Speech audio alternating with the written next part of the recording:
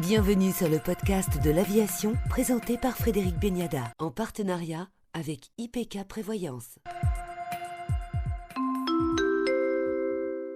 Avec nous aujourd'hui pour le podcast de l'aviation, Patrice Caine, président directeur général de Thales. Bonjour Patrice Caine. Bonjour. Vous avez réussi en 2020 à limiter l'impact de la crise sanitaire. De quelle façon ? Les résultats sont plutôt encourageants, on va dire ça comme ça. D'abord, quand on regarde les prises de commandes, parce que finalement, les prises de commandes, c'est un peu notre futur. Et on est arrivé effectivement à rentrer 18,5 milliards d'euros de contrats. En période de crise, c'est une belle performance. L'indicateur très important, c'est ce fameux book-to-bill, ce ratio des prises de commandes sur le chiffre d'affaires, qui est supérieur à 1,09, et donc qui est un indicateur avancé de la croissance à venir. Excepté l'aéronautique, vous avez retrouvé des niveaux de productivité semblables à ceux de 2019. Grâce à quel domaine ? En fait, en 2020, on était confronté à deux choses. Une crise manifestement de la demande, et ça c'est l'aéronautique, et on n'y peut pas grand-chose, si je puis dire. On s'organise pour maintenir nos compétences et puis tenir le temps qu'il faut. Et puis, en partie, à une crise de l'offre quand on était incapable de produire à cause des confinements ou autres. À partir du second semestre de l'année dernière, en fait, on s'est remis à produire de manière nominale, hors aéronautique. Et c'est là où, effectivement, on a vu ce petit rebond déjà au deuxième semestre de l'année dernière, mais qui va se prolonger sur 2021. Et quand on regarde l'ensemble du groupe, en fait, 90% de nos activités sont en croissance. Sur l'aéronautique, vous êtes inquiet ? Inquiet, non, pragmatique et lucide sur ce qui nous attend. On s'est organisé, comme beaucoup dans la profession, mais en tout cas chez Thales, pour maintenir ces fameuses compétences critiques. Et je veux dire, notre chance, mais c'est pas que la chance, c'était aussi une stratégie qu'on a suivie depuis de nombreuses années, d'être assis sur plusieurs métiers. Et de fait, nous avons déjà commencé, basculer des compétences critiques qui aujourd'hui seraient sous-occupées ou sous-employées côté aéronautique sur les métiers qui, eux, sont en croissance, voire même parfois en surchauffe. La défense, bien sûr, mais le spatial avec des très très beaux contrats que nous avons rentrés. La sécurité numérique, Gemalto, que nous avons acheté, nous apporte aussi un élément stabilisateur de plus. Toutes ces activités qui sont en croissance, c'est 90% finalement du chiffre d'affaires, va nous permettre de maintenir ces compétences aéronautiques en les faisant travailler sur d'autres sujets, en attendant des jours meilleurs. La crise vous a permis d'accélérer un certain nombre de réformes au sein du groupe ? Oui, effectivement. On a fait ce travail d'introspection, si je puis dire, et on a trouvé des moyens de s'améliorer en matière d'organisation, d'agilité. Par exemple, la crise nous amène à reconsidérer notre empreinte immobilière. Le fait que le télétravail était déployé de manière importante dans les entreprises, le fait aujourd'hui que ça passe dans les mœurs, va nous permettre effectivement de dépenser un peu moins, je dirais, dans notre immobilier et un peu plus en R&D. Vous avez notamment, Patrice Caine, énormément investi dans le digital. Depuis ces 5-6 dernières années, c'est entre 6 et 7 milliards d'euros que nous avons investis dans le digital, soit en organique, soit par des acquisitions. Gemalto pèse lourd dans ces 6 à 7 milliards d'euros en termes d'acquisition, mais c'est aussi des activités ou des sociétés en matière de cybersécurité, en matière d'optimisation des trajectoires des trains. Par exemple, on a vraiment accéléré dans le digital, plutôt en avance, je trouve, par rapport aux autres groupes, parce qu'on a commencé il y a 5-6 ans, et on en voit tous les fruits aujourd'hui. Il y a beaucoup de grands contrats que nous gagnons aujourd'hui, que nous gagnons parce que nous avons ces discriminants, ces capacités que nous apportons en plus à nos clients avec cette digital touch, si je puis dire, que d'autres n'ont pas ou n'ont pas encore. Votre autre chantier du moment, c'est le quantique. On parle de quoi ? On parle de la seconde révolution quantique. Première révolution quantique a déjà eu lieu. C'est des applications, les disques durs des ordinateurs, par exemple, c'est une application de la première révolution quantique, les lasers, les horloges atomiques. Là, on parle de la deuxième révolution. Cette deuxième révolution, elle revêt plusieurs aspects. Les fameux ordinateurs quantiques, alors là, c'est le champ d'autres entreprises que ceux de Thales.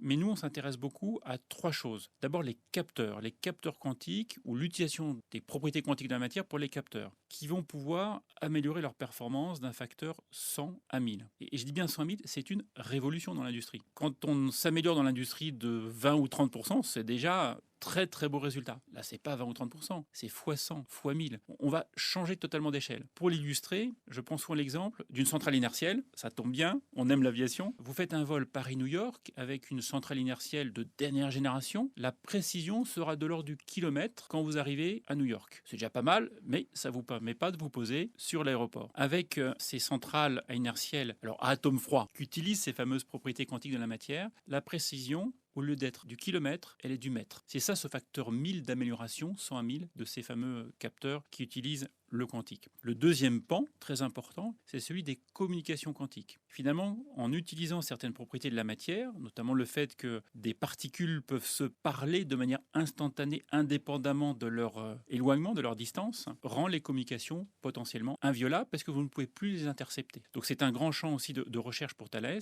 Et puis le troisième champ de recherche, c'est dans le domaine de la cryptologie, la cryptographie. Pourquoi ? Parce que finalement, les ordinateurs quantiques vont permettre, lorsqu'ils arriveront, de casser finalement tous les codes aujourd'hui utilisés pour chiffrer n'importe quelle donnée. Il faut donc s'en prémunir aussi. C'est toujours pareil, c'est la théorie du glaive et du bouclier. Et donc pour se prémunir de l'arrivée future de ces ordinateurs quantiques, nous travaillons d'ores et déjà sur des nouvelles races d'algorithmes qui utilisent finalement des problèmes mathématiques encore plus complexes que ceux d'aujourd'hui pour chiffrer les données de manière à ce qu'elles ne puissent pas être cassées, si je puis dire, par la puissance de calcul de ces futurs ordinateurs quantiques. Ce sont des technologies qui ne sont pas encore à maturité. Alors ça dépend lesquelles. Ce dernier pan, la cryptologie post-quantique, elle est à maturité puisque nous sommes un des deux groupes consortium, parce qu'on est en consortium, à avoir soumis un algorithme au NIST, qui est l'organisme international qui, je dirais, standardise les algorithmes de chiffrement. On est un des deux et on a en face de nous IBM, donc on est en bonne compagnie, donc c'est aujourd'hui. Dans le domaine des capteurs quantiques, on est plutôt à quelques années. Les démonstrations tournent dans nos laboratoires, on peut voir ce que c'est qu'une centrale inertielle à atome froid. Il faut simplement passer d'un mètre cube à un litre, si je puis dire. C'est pas une mince affaire, mais effectivement, c'est tout à fait atteignable à l'échelle de quelques années. Et puis, dans le domaine des communications quantiques, c'est plutôt un peu plus long. C'est plutôt entre 5 à 10 ans, on va dire ça comme ça.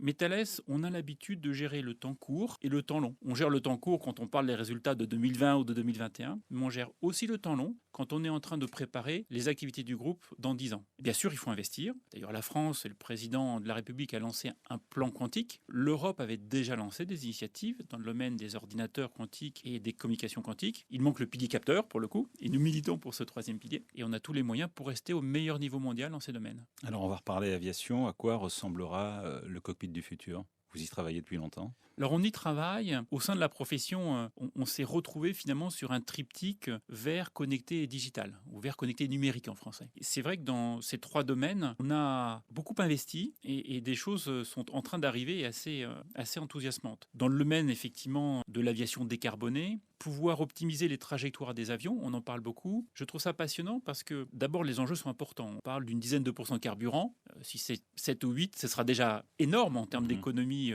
je dirais en termes d'économie sonnante et trébuchante, et surtout en termes d'impact environnemental positif pour le coup. Et ça, ce qui est passionnant, c'est que ces optimisations de trajectoire, on n'a pas besoin d'attendre 7 ans, 8 ans, 10 ans, qui est plutôt les temps de développement, par exemple, une nouvelle motorisation. Connectée et numérique, ça, ce sont les cockpits de nouvelle génération. Alors, on n'a pas attendu la crise pour les développer, bien sûr, mais avoir finalement ce que j'appelle le meilleur du monde ouvert et du monde certifié. Jusqu'à présent, les cockpits, c'est ce que j'appelle le monde certifié. Bien sûr, c'est critique pour la sûreté de fonctionnement d'un avion et on ne peut pas faire n'importe quoi. Et du coup, c'était des systèmes fermés jusqu'à présent, voire propriétaires. Pouvoir effectivement garder le même niveau de sûreté et de sécurité et donc l'application de toutes ces normes de certification, mais en pouvant injecter des données venant du monde ouvert, pour pouvoir rendre nos cockpits encore plus intelligents, encore plus intuitifs, c'est ce qu'on est en train de faire. Et effectivement, pour moi, c'est le futur des cabines des prochaines générations d'avions, d'Airbus, ou même de Boeing, dans les années à venir. L'avion sans pilote, il est toujours dans les cartons ou pas ? Alors l'avion sans pilote, c'est quelque chose qu'on voit comme à